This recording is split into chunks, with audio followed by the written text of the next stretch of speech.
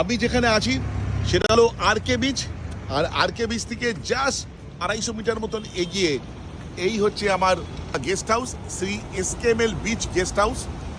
একদম টপ ফ্লোরে আমি রয়েছি, একদম ওপর থেকে ভিউ আপনাদের সঙ্গে শেয়ার করব। জাস্ট অনবদ্য, পরিষ্কার পরিচ্ছন্ন, একদম সামনেই হচ্ছে সি ভিউ, সামনে কোনো অবস্ট্রাকশন নেই।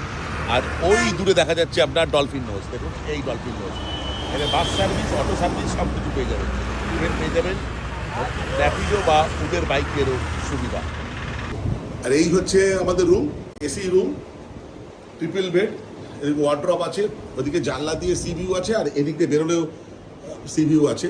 চার্জিং পোর্ট প্রচুর আছে। এটা হচ্ছে ওয়াশরুম, এই এরকম।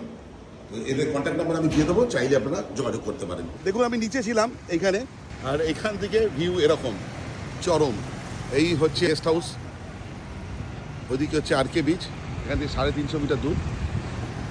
আর এইটা হচ্ছে বঙ্গোপসাগরের নিদর্শন, আর সামনে দেখা যাচ্ছে ভাইজ্যাক পোর্ট, ওটা ভাইজ্যাক পোর্ট, আর সেটা পেরিয়ে হচ্ছে ডলফিন নোজ।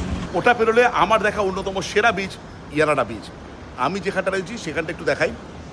এই হচ্ছে পুরো যে ছাদটা আছে, পুরো ছাদটা পেরিয়ে যে আমরা ওইখানে প্রবেশ করব, 8 ফ্লোরে আছি, আমাদের কোনো অসুবিধা হচ্ছে না। এখানে গ্রুপ বুকিংয়ের সুবিধা আছে। আমি আপনাদের সঙ্গে ফোন নাম্বার শেয়ার করে দেবো, যদি কখনো আসতে চান আসতে পারেন।